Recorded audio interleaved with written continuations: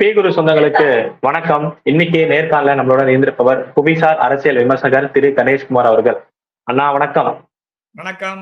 எப்படி இருக்கீங்க? எப்படி இருக்கீங்க? நல்லா இருக்கேன். நீங்க எப்படி இருக்கீங்க? ஃபைன். நலம் அறியாவா?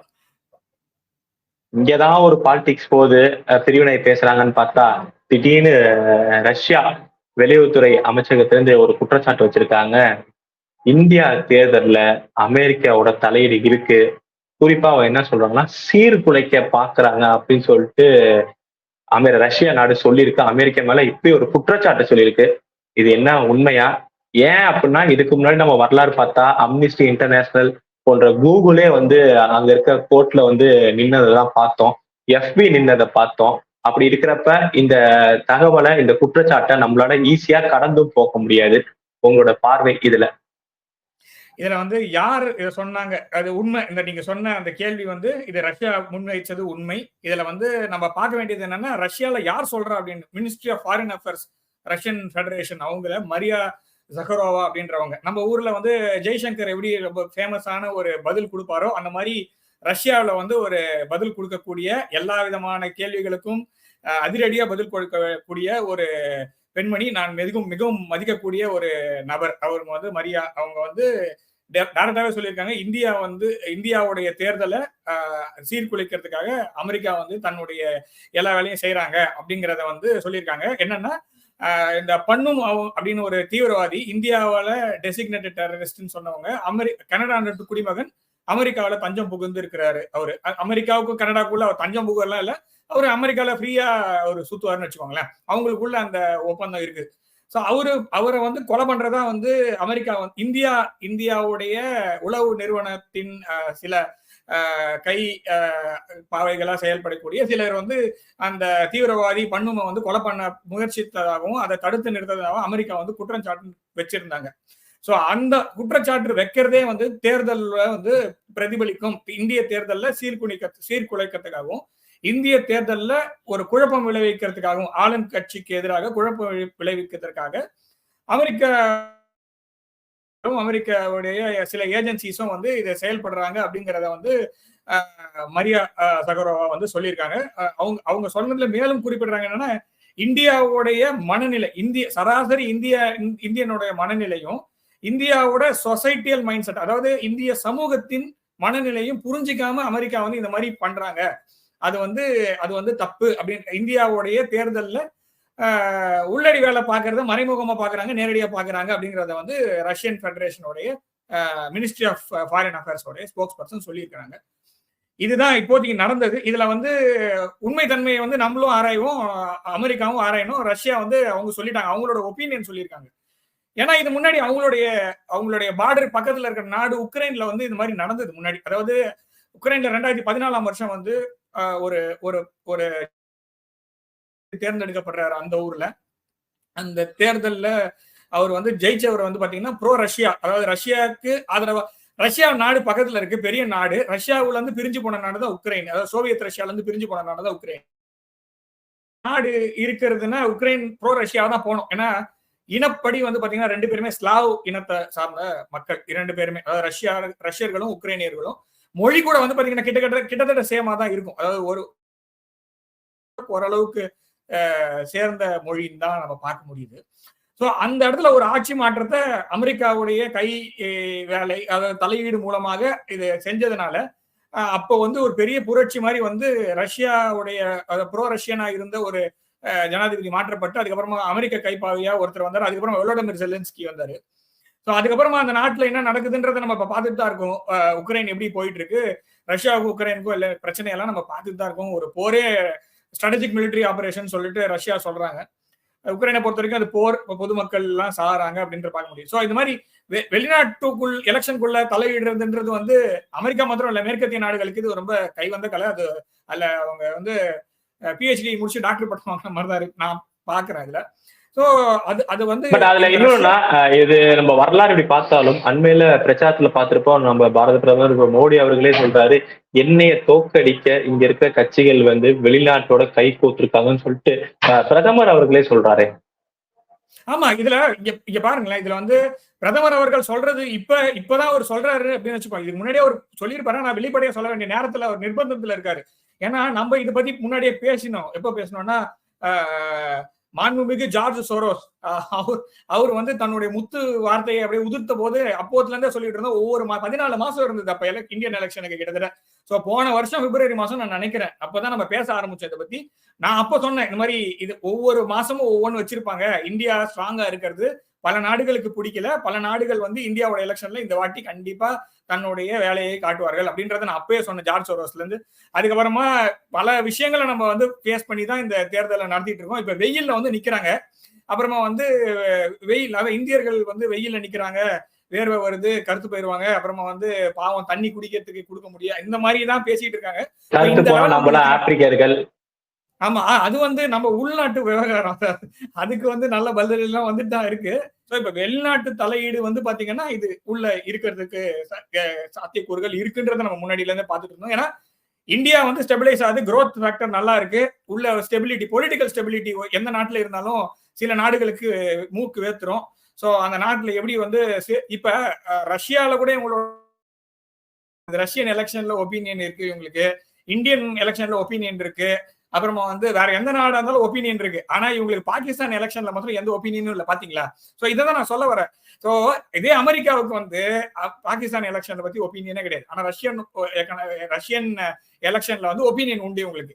சோ இப்ப யார் யாரெல்லாம் கைப்பாவையா செயல்படுறாங்களோ அவங்க எல்லாம் ஃப்ரீயா விட்டுட்டு யார் யாரெல்லாம் கண்ட்ரோல் பண்ண முடியும் அவங்க எல்லாரையுமே இந்த மாதிரி அவங்க மேல அக்யூசேஷன் வைக்கிறது. இந்தியர்கள் இப்ப இந்தியா வந்து ஸ்டேபிளா இருக்கு, இந்தியர்கள் வந்து இந்த மாதிரி வேலையை செய்வாங்களா அப்படின்றதெல்லாம் அப்புறமா தான். சோ அதுக்கு முன்னாடி இந்தியர்கள் ஏன் செய்யணும் அப்படின்ற ஒரு பாயிண்ட் தான் நம்ம நோக்கி நகர்றோம். அதனால இது வெளிநாட்டு தலையீடு. இது வந்து இந்த என்ன சொல்றது, அம்னஸ்டி இன்டர்நேஷனல் இதெல்லாம் வந்து நிறைய வேலைகள்லாம் வச்சு இன்டைரக்டா பண்ணிட்டு தான் இருப்பாங்க. அப்ப நீங்க சொல்ற மாதிரி இந்த அம்னஸ்டி இன்டர்நேஷனல் தொடர்ந்து சர்ச்சைக்குரியாவே இருக்கு. ரஷ்யாவோட தேர்தலையும் அது தலையீடு தான் சொல்லுச்சு. அப்படி இருக்கப்ப இந்த தேர்தல்ல குறிப்பா 3rd டைம் வந்து பாரத பிரதமரா வந்து மோடி அவர்கள் வரதுக்கான வாய்ப்பு அதிகமா இருக்குன்னு கருத்து கணிப்பு எல்லாம் சொல்லிட்டே வராங்க. அப்ப அந்த தலையீடு அம்னஸ்டி இன்டர்நேஷனல் பாரதத்தோட தேர்தல தடையில இருக்குமா? அந்த அம்னஸ்டி இன்டர்நேஷனல் பாரதத்துக்கு எதிராக எப்படிலாம் செயல்பட்டிருக்கு? இல்ல, அம்னஸ்டி இன்டர்நேஷனல் பாரதத்துக்கு மாத்திரம் இல்ல, அமெரிக்காவுடைய யூகே, யூஎஸ், வெஸ்டர்ன் இருக்குல்ல, வெஸ்டர்ன் கண்ட்ரீஸோடைய ஒரு கைப்பாவையா நிறைய ஆர்கனைசேஷன்ஸ் இருக்கு. அதுல அம்னஸ்டி இன்டர்நேஷனல் ஒண்ணு. இதை லீ குவான் யூ முன்னாடி சொல்றாரு. 1984 வருஷம் வந்து ரேலி ஒண்ணு பேசும்போது லீ குவான் யூ எனக்கு ஞாபகம் இருக்கு.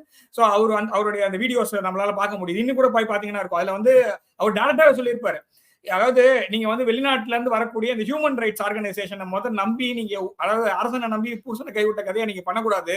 சோ நம்ம உள்நாட்டுல ஸ்டெபிலிட்டி இருக்கிறது எப்பவுமே பார்க்கணும். இந்த வெளிநாட்டுல இருந்து வரக்கூடிய இந்த அம்னஸ்டி இன்டர்நேஷனல், அப்புறம் ILO, இன்டர்நேஷனல் லேபர் ஆர்கனைசேஷன், இந்த மாதிரிலாம் வந்து டெல்லியில இருந்து எல்லாரும் சொல்லுவாங்க.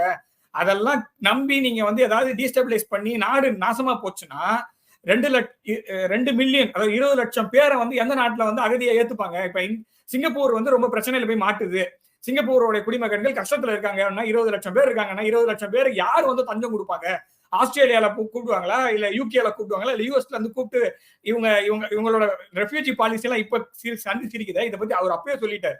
1984 வருஷமே இவர் சொன்னாரு, இந்த மாதிரி ரெஃப்யூஜியா போனீங்கன்னா உங்களுக்கு எவன் வேலை கொடுப்பான்? கியூல தான் நிப்பீங்க சாப்பாட்டுக்கு. இதே அம்னஸ்டி இன்டர்நேஷனல் அவங்க கியூல நின்று நீங்க சாப்பாடு வாங்குறதுக்கு கஷ்டப்படுவீங்க. அதெல்லாம் ஹியூமன் ரைட்ஸ் எல்லாம் வந்து நீங்க ரொம்ப ரொம்ப பெருசா யோசிச்சு வெஸ்டர்ன் கண்ட்ரிஸ் இது கொடுக்க ஹியூமன் ரைட்ஸ் ரிப்போர்ட் எல்லாம் வந்து பாத்தீங்கன்னா அதெல்லாம் சரிப்பட்டு வராது. இதை மகாதீர் முகமது, நம்மளுக்கு வேண்டப்பட்ட விரோதின்னு இருந்தாலும் பரவாயில்ல, மகாதீர் முகமதும் இதை மென்ஷன் பண்ணியிருக்காரு. சோ இந்த அம்னஸ்டி இன்டர்நேஷனல் ரிப்போர்ட்ஸ் எல்லாம் வந்து சுத்த ரபிஷ் அப்படின்னு சொல்லிட்டு இவங்க 2 பேருமே சொல்லியிருக்காங்க. இந்திரா காந்தியோட கான்டெம்ப்ரரி அவர் யாரு, Lee Kuan you, our மகாதீரும். So அவங்க அந்த டைம்லயே வந்து அவங்க வந்து எப்படி கண்ட்ரோல் பண்ணணுன்றதை கண்ட்ரோல் பண்ணி வச்சிருக்காங்க. ஸோ இது எல்லாம், அதாவது சில சமயத்துல சொல்லுவாங்க 40 MP வந்து ஃபாரின், இந்திரா காந்தியோட கேபினெட், திருமதி மாண்புமிகு இந்திரா காந்தி அவர்களுடைய கேபினெட்ல கிட்டத்தட்ட 40 MP வந்து ஃபாரின் கண்ட்ரோல், அதாவது ஃபாரின் ஃபண்ட்ஸ்ல வந்து இருந்திருக்காங்க அப்படின்றதுக்கான ரிப்போர்ட்ஸ் எல்லாம் வெளில வந்தது. ஸோ நடுவில் ஒரு லீக்டு டாக்குமெண்ட்ஸ் எல்லாம் வந்துச்சு. இப்போ எப்படி வந்து இந்த எட்வர்ட் ஸ்னோடன் ரிப்போர்ட் எப்படி வந்துச்சோ அந்த மாதிரி அப்போ ஒரு ரிப்போர்ட் வந்து அந்த ரிப்போர்ட்ல வந்து இருக்குது 40 MP வந்து ஃபாரினுடைய இது இன்டெலிஜென்ஸ் ஏஜென்சில ஃபண்ட் வாங்கிட்டு இருந்தாங்கட்டு. ஸோ இந்த மாதிரிலாம் முன்னாடியே இருந்திருக்கு. ஸோ அதனால இப்போதைக்கு வந்து நம்ம ஸ்டெபிலிட்டியை நம்ம பார்க்கணும்னா இந்த அம்னஸ்டி இன்டர்நேஷனல் ரிப்போர்ட்ஸ் எல்லாம் தூக்கி ஓரம் வச்சுட்டு, ஏன்னா நாம வந்து பாவர்ட்டில இருந்து எத்தனை பேரை வெளியில எடுத்துட்டு வந்திருக்கோம், அமெரிக்கா எத்தனை பேர் கொண்டு வந்திருக்கு, யூகே எத்தனை பேர் கொண்டு வந்திருக்கு, இன்ஃபிளேஷன் டேட்டா எடுத்து பார்க்கணும், ஜிடிபி growth டேட்டா எடுத்து பார்க்கணும், ஸோ டிஜிட்டல் பெனிட்ரேஷன் எடுத்து பார்க்கணும், இன்க்ளூசிவிட்டி பெனிட்ரேஷன் பார்க்கணும். ஸோ இப்போ எல்லாருக்குமே, அதாவது இப்போ வந்து சாப்பாடு இல்லாம கஷ்டப்படுறதுன்னு இந்தியாவில் வந்து யாரும் கிடையாது இப்போதைக்கு. ஏன்னா நம்ம வந்து கரீப் கல்யாண் யோஜனா மூலமா பார்த்து பாத்தீங்கன்னா அடுத்த 5 வருஷத்துக்கு கூட நம்ம வந்து இப்ப உணவு கொடுக்கறதுக்கான திட்டத்தை நம்ம கிளியர் கட்டா இருக்கு நம்மளுக்கு. ஓகே, இதெல்லாம் எதுவுமே பண்ணாம மற்ற நாடு வெளியில இருந்து வந்து இந்த அம்னஸ்டி இன்டர்நேஷனல் செம்ம காமெடி பண்ணிட்டு இருப்பாங்க. இவங்க ஆப்பிரிக்கா கண்ட்ரில, சோமாலியால வந்து பாத்தீங்கன்னா பஞ்சம் வருது, சூடான்ல இருக்கு ப்ராப்ளம் இருக்கு, இங்கெல்லாம் வந்து மண்ணை வந்து ட்ரை பண்ணி சாப்பிட்டுட்டு இருக்காங்க அப்படின்றாங்க. அந்த ஊர்ல எல்லாம் போய் இவங்க எந்த வேலையும் செய்ய மாட்டாங்க போல இருக்கு. இந்த மாதிரி வளர்ந்து வரும் நாடுகள் தான் இவங்க கண்ணுக்கு தெரிவாங்க. எவன்லாம் இவனை எதிர்த்து பேசுறானோ, எவெல்லாம் இவனுக்கு வந்து ஜால்ரா அடிக்காம இருக்காங்களோ அவங்களுக்கு எல்லாம் தான் இவங்க கண்ணுக்கு தெரிவாங்க போல இருக்கு. இவங்க அம்னஸ்டி இன்டர்நேஷனல் உண்மையிலே பார்க்க வேண்டிய இடம் வந்து பாத்தீங்கன்னா ஆப்பிரிக்கா கண்டத்துல இவங்களோட ஐரோப்பிய யூனியனுடைய காலோனியல் ப்ராப்ளம்ல இருந்து வெளியில வர முடியாம இன்னும் மாட்டிட்டு தவிச்சிட்டு இருக்கு ஆப்பிரிக்கன் யூனியன்ல இருக்கிற மக்களுக்கு எப்படி சாப்பாடு போடுறது, அந்த மக்களை வந்து எப்படி உயிர் காப்பாதுன்னு பார்க்கணும். அதை விட்டு இந்தியாவில வந்து இருக்கிற இந்தியாலாம் நல்லா தான் இருக்காங்க, நம்ம ஸ்ரீலங்காக்கே உதவி பண்றோம், தாலிபான் கண்ட்ரோல்ல இருக்க ஆப்கானிஸ்தானுக்கு உணவு கொடுத்துட்டு தான் இருக்கும். இதெல்லாம் பண்ணிட்டு இருக்கோம். நம்மள பார்த்து இவங்க அம்னஸ்டி இன்டர்நேஷனல் இன்டர்ஃபியர் பண்றதுக்கான டைமே கிடையாது. இந்த எலெக்ஷன் ரொம்ப குரூஷியலான எலெக்ஷன், அதனாலதான் இத்தனை தலையீடு இருக்கு. இதை பத்தி அதான் நாம வந்து பேசும்போது நான் 14 மாசத்துக்கு முன்னாடியே சொன்ன விஷயம் என்னன்னா, இது வந்து ஃபாரின் ஹேண்ட்ஸ் ஏன் இருக்கும்னா இது ரொம்ப குரூஷியலான எலெக்ஷன். இந்த எலெக்ஷன்ல மோடி 3வது டேர்ம் ஜெயிச்சிட்டாருன்னா இந்த உலகத்தோடைய இப்போது ஆர்டர்னு சொல்லுவாங்கல்ல, அதுவே மாறிடும். இதுல வந்து நிறைய நாடுகள், மேற்கத்திய நாடுகள் பாதிக்கப்படுவாங்க. அதனாலதான் இவங்க இவ்வளவு கஷ்டப்படுறாங்க. இவ்வளவு மெனக்கெட்டு இந்தியா தேர்தலில் இவ்வளவு ப்ராப்ளம் இருக்குன்னு சொல்றதுக்கான ரீசன் இது மாத்திரம் தான். இந்த ஹியூமன் ரைட்ஸ் ஆர்கனைசேஷன், அதுலயும் particular European human rights organisation, அப்புறமா யூஎஸோட ஹியூமன் ரைட்ஸ் ஆர்கனைசேஷன், அதோட ரிப்போர்ட் எல்லாம் தூக்கி ஓரமா குப்பையில தான் போடணும். அப்படிதான் நான் பாக்குறேன். அடுத்தது இப்படி போயிட்டு இருக்கப்பே அதே அமெரிக்கா வந்து ஸ்குவாடுன்னு சொல்லிட்டு எப்படி குவாட் ஒன்று ஆரம்பிச்சாங்களோ பேரலா ஸ்குவாடுன்னு ஒன்று ஆரம்பிச்சிருக்காங்க. பட் அந்த ஸ்குவாட்ல வந்து நம்ம பாரதம் இல்ல, பிலிப்பைன்ஸ் ஆட் பண்ணிருக்காங்க. அது என்ன ஸ்குவாடு? அது நம்ம பாரதத்துக்கு எதிரான கூட்டமைப்பா? இல்ல, இது பாரதத்துக்கு எதிரான கூட்டமைப்பு எல்லாம் இல்ல. அவங்களோட பெருந்தன்மையை பாருங்க. அதாவது அமெரிக்கா யூகேவோட பெருந்தன்மை என்னன்னா, இந்த குவாட்ன்ற ஆர்கனைசேஷன் எப்படி ஆரம்பிச்சாங்கன்னா, இது வந்து ஒரு security dialogue between the countries. Quad அப்படின்றது வந்து பாத்தீங்கன்னா குவாட்ரிலேட்டரல் டயலாக் அப்படின்வாங்க. 4 நாடுகளுடைய கூட்டமைப்பு, 4 நாடுகளுடைய பாதுகாப்பு, அப்புறமா பினான்ஸ், இதை பத்தி டிஸ்கஸ் பண்ற ஒரு கூட்டமைப்பு, ஒரு குழுன்னு வச்சுப்போம். ஸோ இது 4 யாரெல்லாம் இருக்கிறாங்கன்னு பாத்தீங்கன்னா, குவாடு இருக்கு. இன்னும் குவாடோடைய கூட்டமைப்புல யார் இருக்கான்னு பாத்தீங்கன்னா, இந்தியா, ஜப்பான், யூகேவும் ஆஸ்திரேலியாவும் அமெரிக்காவும் இருக்காங்க, யுஎஸ்ஏவும் இருக்காங்க. US, Australia, India and Japan, இவங்க 4 பேரும் வந்து குவாடுல இருக்காங்க. ஸோ இந்த குவாடு வந்து பிரெயின் சைல்ட் ஆஃப் என்ன சொல்ல மறைந்த முன்னாள் ஜப்பான் பிரதமர் ஷின்சோ அபே, நரேந்திர மோடி அவர்களுடைய நெருங்கிய நண்பர் ஷின்சோ அபே அவருடைய பிரெயின் சைல்ட், அவருடைய எண்ணத்தில் உதித்தது தான் இது. ஏன்னா சைனாவுடைய ஆதிக்கத்தை கண்ட்ரோல் பண்றதுக்காக ஒரு ஆரம்பிக்கப்பட்ட ஒரு ஆர்கனைசேஷன், சைனா சொல்ற ஒரு ஆர்கனைசேஷன் இது குவாடு. அதாவது நாம சொல்லல, சைனாவே சொல்லக்கூடிய ஒரு ஆர்கனைசேஷன் வந்து குவாடு. ஸோ அவங்க என்ன சொல்றாங்கன்னா, இந்தியாவை வச்சு இந்த இடத்துல வந்து இந்த பிராந்தியத்துல வந்து ஸ்டெபிலைஸ் பண்றதுக்காகவும் சைனாவை டீஸ்டெபிலைஸ் பண்றதுக்காகவும் அப்படின்னு வந்து ஒரு சொல்லுவாங்க. அது என்ன பண்ணுச்சு அப்படின்னு பாத்தீங்கன்னா, அதுக்கு முன்னாடி ஆசியா பசிபிக் அப்படின்னு சொல்லப்பட்ட பரப்புகள் எல்லாத்தையும் இந்தோ பசிபிக் அப்படின்னு மாத்துறதுக்காக ஒரு முயற்சியை தான் வந்து அந்த குவாடு எடுத்தது. அதுக்கான நிறைய முயற்சி வந்து நல்ல பலன் கிடைச்சது ட்ரம்ப் அவர்களுடைய பிரசிடென்சில. ஸோ ட்ரம்ப் அவர்கள் பிரசிடென்சில நல்லா வளர்ந்தது. அதுக்கப்புறமா பைடன் வந்தாரு. பைடன் வந்தோடனே முதல் ஷாட் சிக்ஸர் என்ன பண்ணாருன்னா, குவாட் அப்படியே விட்டுட்டு ஆக்கஸ் அப்படின்னு ஒன்று ஆரம்பிச்சார். அதாவது வந்த உடனே ஆரம்பிச்சது வந்து ஆக்கஸ். ஆக்கஸ் என்னன்னா, ஆஸ்திரேலியா, யூகே, யுஎஸ் இவங்க 3 பேர் சேர்ந்து ஒரு செக்யூரிட்டி பேக்ட், அதாவது டயலாக் அப்படின்றது வந்து ஒரு பேச்சுவார்த்தை தான், ஆனா இது வந்து ஒப்பந்தம். இந்த 3 நாடுகள் மீது எந்த நாடு மேல தாக்குதல் பண்ணாலும் மற்ற 2 நாடுகளும் வரும். இந்த மாதிரி நிறைய ஒப்பந்தங்கள் இருக்கு. இருந்தாலும் ரொம்ப செக்யூரிட்டி டயலாக்ன்றது மேல செக்யூரிட்டி பேக்ட்னு கொண்டு வந்தது குவாடு இருக்கு. அப்ப குவாடியை இன்னும் பலப்படுத்தி கொண்டு வரணும்ன்ற எண்ணம் இவங்களுக்கு இல்ல. யூகே உள்ள கொண்டு வந்தா போதும். அதாவது ஆஸ்திரேலியா, யுஎஸ், இந்தியா, ஜப்பான் 4 இருக்கிற ஒரு குவாடுல இந்தியாவையும் ஆஸ்திரேலியாவும் வச்சுட்டு இருக்கும் போது யூகே உள்ள வந்துச்சுன்னா அது ஒரு ஸ்ட்ரென்த்தா இருக்கும். ஸோ ஆனா அது அவங்க செய்யல. அவங்க என்ன பண்ணாங்கன்னா, இது அப்படியே இருக்கட்டும், இன்னொரு வாட்ஸ்அப் குரூப் ஆரம்பிக்கலாம்னு சொல்லிட்டு வாட்ஸ்அப் மாதிரி இன்னொன்று ஆரம்பிச்சாங்க. அது வந்து ஆக்கஸ். ஸோ அது மூலமா பிரான்ஸ்ல இருந்து வர வேண்டிய சில ராணுவ தளவாடங்களை வந்து ஆஸ்திரேலியாவுக்கு வரவிடாம தடுத்து அமெரிக்கா வந்து இப்ப அந்த ராணுவ தளவாடங்களை கொடுக்க போகுது. அப்ப பிரான்ஸுக்கும் ஆஸ்திரேலியாவுக்கு உள்ள உறவுகள் அதில் பாதாளத்துல போனதை நம்ம பார்த்தோம் நடுவுல. ஸோ அது ஆரம்பமா இப்ப இன்னும் ஒரு 6 மாசத்துல இவரோட பதவி காலம் முடிய போகுது. ஓகேவா? இப்ப என்ன பண்ணிருக்காருன்னா புதுசா வந்து குவாடு இருக்கட்டும், குவாடிலேயே பிலிப்பைன்ஸை சேர்த்தா ஒன்றும் பிரச்சனை இல்லை. குவாடிலேயே பிலிப்பைன்ஸை சேர்த்து ஸ்குவாடுன்னு சொல்லலாம். ஆனா அது பண்ணல இவங்க என்ன பண்ணிருக்காங்கன்னா குவாட் அப்படியே இருக்கட்டும், பிலிப்பைன்ஸை சேர்த்துப்போம், ஸ்குவாடுன்னு ஒன்று ஆரம்பிப்போம். நம்ம அண்ணன் சீமான் சொல்ற மாதிரி தாக்குக்கு முன்னாடி போட்டா அத்தாக்கு அப்படின்னு வந்து பேச்சுக்கு முன்னாடி எஸ் போட்டா ஸ்பீச் அப்படின்பாங்க. ஸோ அந்த மாதிரி இது பாட்டு குவாட் அப்படியே இருக்கட்டும், தனியா வச்சுக்கோங்க, ஸ்குவாடுன்னு ஒன்று ஆரம்பிச்சிருவோம். அப்படி ஒரு குரூப் ஒன்று ஆரம்பிச்சிருக்காங்க.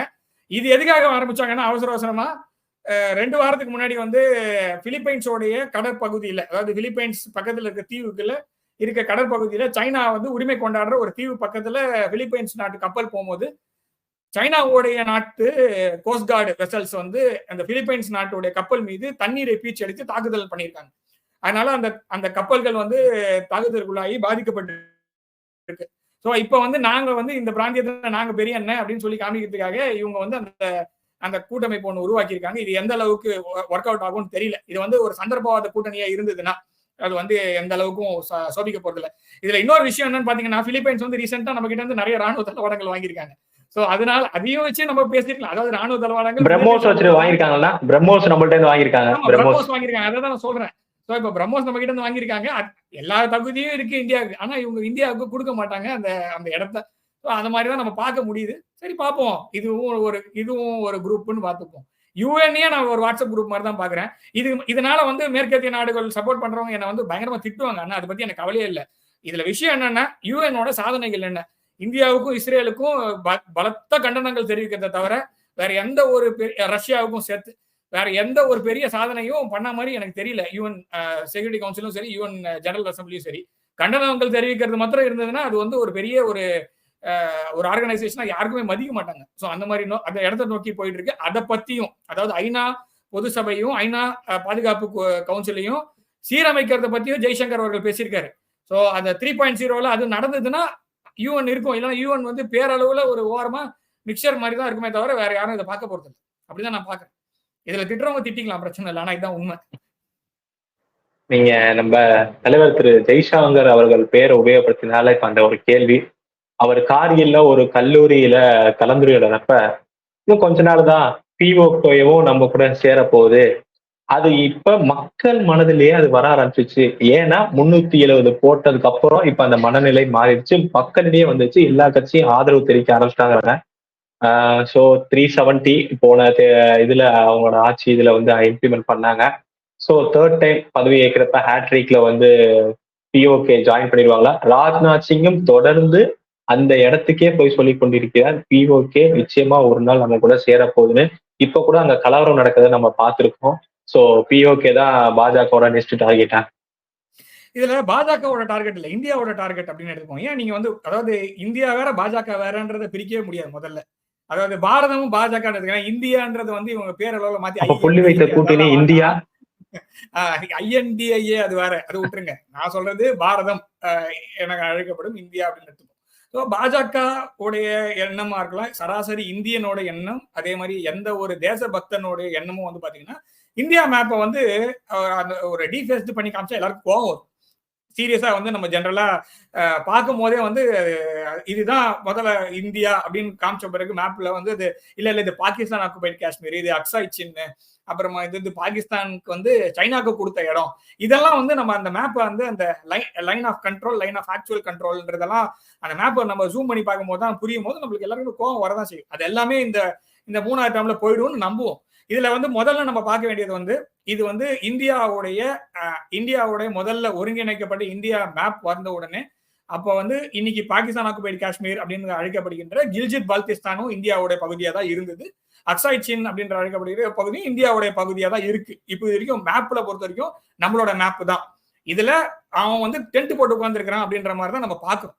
இதுக்கு வந்து மேற்கத்திய நாடுகள் வந்து ரொம்ப சப்போர்ட் பண்ணியிருக்காங்க. இதை நம்ம முதலே சொன்னோம். நம்ம வந்து 1948ல மேற்கத்திய நாடுகளோட சப்போர்ட் இல்லாம பாகிஸ்தானால இந்த பகுதியை ஆக்கிரமிச்சு பண்ணிருக்கவே முடியாது. ஸோ அது அது அது வந்து நம்ம அதை முதல்ல நம்ம புரிஞ்சுக்கணும். வில்லியம் பிரவுன் அப்படின்ற வெள்ளைக்கார ஒரு ஒரு மிலிட்ரி ஒரு மேஜரால மாத்திரம்தான் இந்த ஒரு ஆக்ஷன் வந்து நடந்தது. அவங்க அதை பத்தி ரிசர்ச் பண்ணி பார்த்துக்கிட்டோம். அவங்களுடைய சப்போர்ட்னாலதான் அவங்க வந்து அந்த இடத்த பிடிச்சாங்க. ஸோ இந்த இடத்த திரும்பி மீட் எடுக்கிறதுன்றது வந்து பாத்தீங்கன்னா வார் பண்ணி மீட் எடுக்கலாம், இன்னொன்று வந்து ரிஃபார்ம்லயே மீட் எடுக்கலாம். இது வந்து நம்மளுடைய பகுதி, அவனை வெக்கேட் பண்ணி போக சொல்றதுதான் கரெக்ட். அதுதான் நம்ம பண்றோம். அதுக்காக தான் வெயிட் அண்ட் பிளே கேம் ஆடுறோம், இவ்வளவு நாள் ஆடி இருக்கும். அதுக்கான ரிசால்வ் இந்த கவர்மெண்ட் கிட்ட இருக்கா அப்படின்னா அதுக்கான ரிசால்வ் இந்த கவர்மெண்ட் கிட்ட இருக்கு. இப்ப இருக்கிற கவர்மெண்ட் கிட்ட அதை மீட் எடுக்கணும்ன்ற எண்ணம் இருக்கு. இதுல வந்து முக்கியமா வந்து பார்க்க வேண்டியது 4 மினிஸ்டர் பார்க்கணும், 5வது மினிஸ்டரும் முக்கியம். இதுல முதல்ல பிரதம மந்திரி, அந்த பிரதம மந்திரிக்கு அந்த எண்ணம் இருக்கா அப்படின்னு பார்க்கணும். முதல்ல இருக்கு. பாரத பிரதமர் எப்ப பேசினாலும் காஷ்மீர்ன்றது ஒருங்கிணைந்த காஷ்மீர் தான். இவர் போய் காஷ்மீர்ல கொடி ஏத்தினவர், அதாவது கொடி ஏத்தி பார்க்கலாம்னா நான் ஏத்தி காட்டின வாடான்னு சொல்லி கூப்பிட்டு போய் கொடி ஏத்தி காமிச்சாரு அவரு.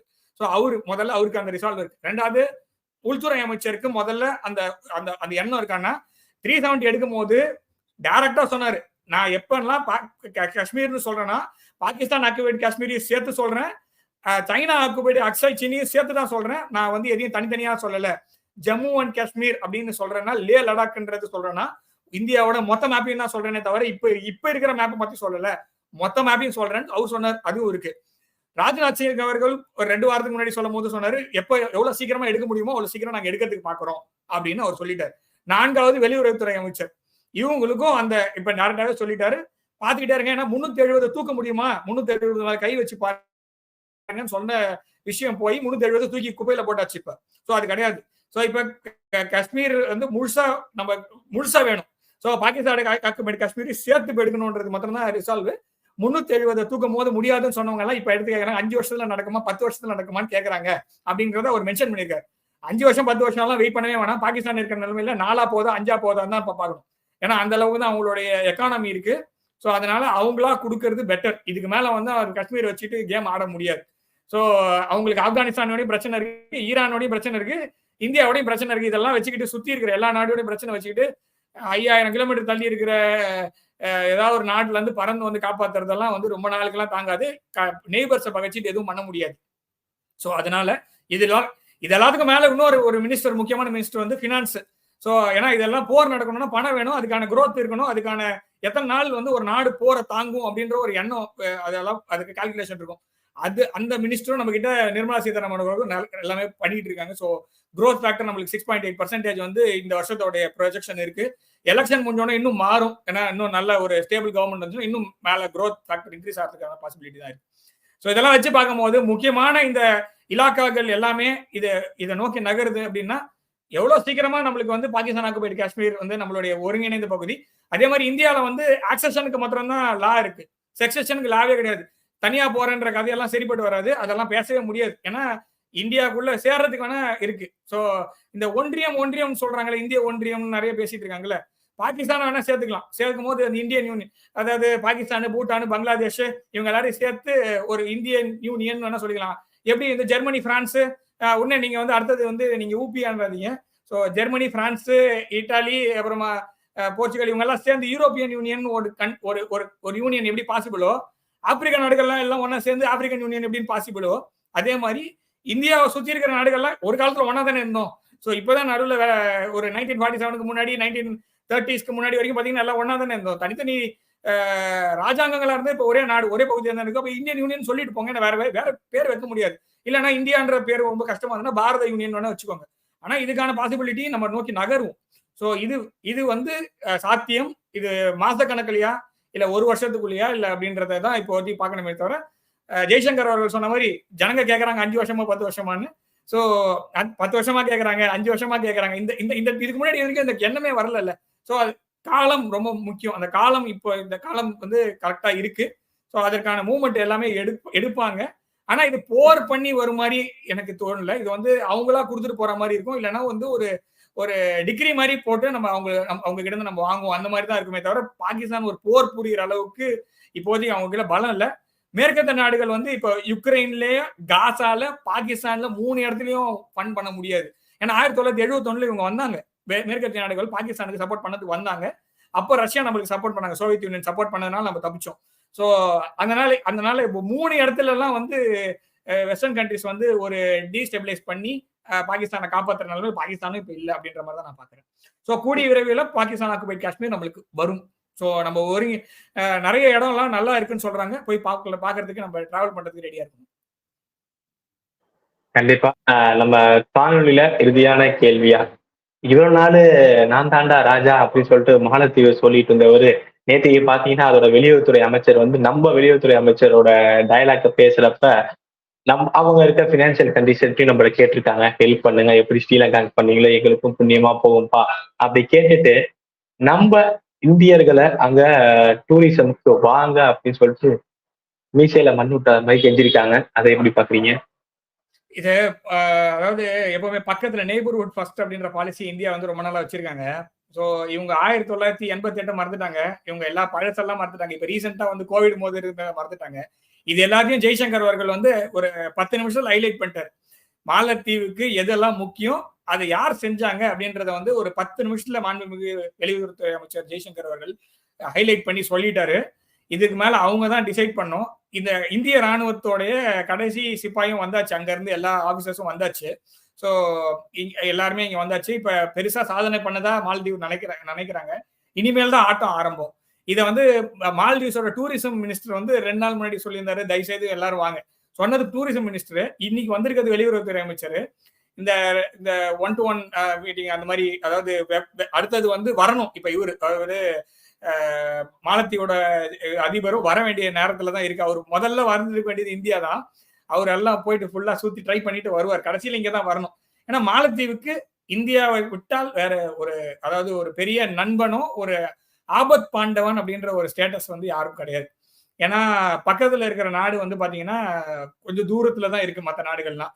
ஏன்னா 1988-89 அவங்களோட கிரைசிஸ் வரும்போது ஆபரேஷன் கேக்டஸ் வந்து முதல்ல இவங்க வந்து யார்கிட்ட வந்து இவங்க உதவி கேட்டாங்க அப்படின்னு பாத்தீங்கன்னா மேற்கத்திய நாடுகள்கிட்ட கேட்கறாங்க. இவங்க டியகோ கார்சியான ஒரு தீவு இருக்கு, அந்த தீவுல வந்து நேட்டோ பேஸ் இருக்கு. இந்தியால இருந்து 2000 கிலோமீட்டர் தூரத்துல ஒரு பேஸ் இருக்கு, நேட்டோ பேஸ் இருக்கு. ஸோ அங்க இவங்க கேட்கறாங்க, இல்ல இப்போதைக்கு வர முடியாது, நீங்க வந்து வேற ஏதாவது நாடு கிட்ட கேளுங்க அப்படின்னா கல்ஃப்ல கேட்கலாம், கல்ஃப்ல கேட்க முடியல. பாகிஸ்தான்கிட்ட கேட்டாங்க, பாகிஸ்தான்ல இருந்து வரதுக்கு லேட் ஆயிடும். ஸோ அப்புறம் என்ன பண்றாங்கன்னா, சரி இந்தியா கிட்டே கேட்போம்னு ராஜீவ்காந்தி, அப்ப ராஜீவ்காந்தி வந்து பிரதமராக இருந்தாரு. இருந்தாலும் அவர் முதல்ல ரெஸ்பாண்ட் பண்ணது வந்து இந்தியா தான். இந்தியா போய் அதிரடியா இறங்கி அந்த பிரச்சனையில இருந்து அவங்களை மீட்டு கொடுத்தாங்க. நடுவுல தண்ணி பிரச்சனை வந்துச்சு அவங்க ஊர்ல. ஸோ இங்க இருந்து தண்ணி அனுப்புனாங்க. அப்புறம் டீசாலினேஷன் பிளான்ட் வச்சு கொடுத்தோம். ஸோ அங்க இருக்கிற எல்லா மேஜர் இது இன்ஃப்ராஸ்ட்ரக்சர் ப்ராஜெக்ட்ஸும் இந்தியன்ஸ் தான் பண்ணி கொடுத்துருக்காங்க. இத்தனையும் வச்சுக்கிட்டு இவங்க வந்து நன்றி மறந்து இவங்க பண்ணாங்க. ஸோ இது எல்லாத்தையும் ஹைலைட் பண்ணியிருக்காரு, அதாவது இன்டைரக்டா ஹைலைட் பண்ணியிருக்காரு. இப்போ வந்து இந்தியா விட்ட நீங்க வெளில போனீங்கன்னா டீஸ்டெபிலைஸா இருக்கிறது வேர்ல்டு அப்படிங்கிறத ஹைலைட் பண்ணியிருக்காரு.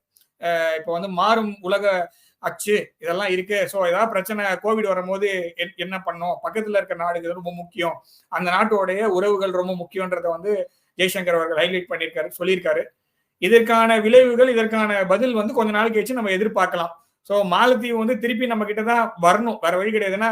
இப்ப நம்ம வந்து மாலத்தீவை வந்து ஒரு ஜூனியர் பார்ட்னர் அப்படின்னா அந்த நாட்டுடைய மக்கள் தொகை வந்து நம்ம ஊர்ல மயிலாப்பூரோ இல்ல நங்கநல்லூரோ சேர்த்தீங்கன்னா அவ்வளவுதான் அவங்க மக்கள் தொகை. ஸோ அந்த மாதிரி ஒரு நாடு வந்து ஈக்குவலா ட்ரீட் பண்ணணும் அப்படின்றத வந்து நம்ம பண்றோம், எவ்வளவு முடியுமோ நம்ம பண்ணிட்டு தான் இருக்கோம். உதவின்றத உதவி செய்யறோம், ட்ரேடுன்றத ட்ரேடாகவும் பண்றோம். நம்மளோட இடத்துல வந்து நம்மளோட பேஸ் கட்டுறதை வந்து அவங்க எதுவும் குறை சொல்ல முடியாது.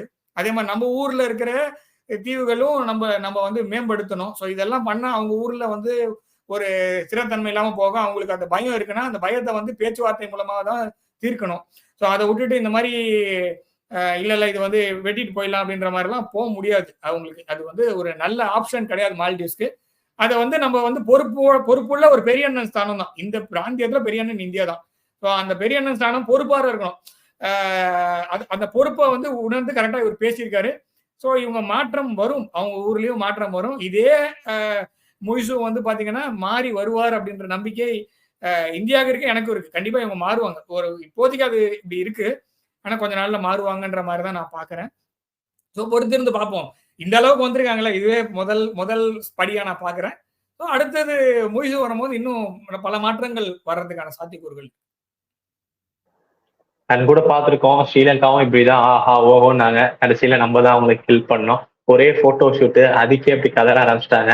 தலைவர் 3வது டேர்ம்ல வந்த அப்புறம் அதான் இன்னும் சொல்றேன். வேற ஏதாவது அதாவது நடிகர், பண்றாங்கன்னா நடிகை பெரிய நடிகர், நடிகை ஒரே நிமிஷம். பெரிய நடிகர், நடிகைகள்லாம் போய் போட்டோ ஷூட் பண்ணாலாம் பெரிய விஷயமே இல்ல. ஒரு 70 வயசு ஆமா. ஒரு வயசானவர் ஒருத்தர் போய் சும்மா சாதாரணமா ஒரு மேல ஒரு ஷால் போட்டு நடந்ததுக்கு இவ்வளவு பெரிய பயம்ன்றது தேவையில்லாத விஷயம். பேசி தீர்த்திருக்கலாம். ஆமா. கண்டிப்பா. பொறுத்திருந்து பார்ப்போம். உங்க நேரத்த நமது தளத்துக்கு வந்து பகிர்ந்தமைக்கு ரொம்ப ரொம்ப நன்றி. நல்லதே நடக்கும். வாழ்க வளமுடன்.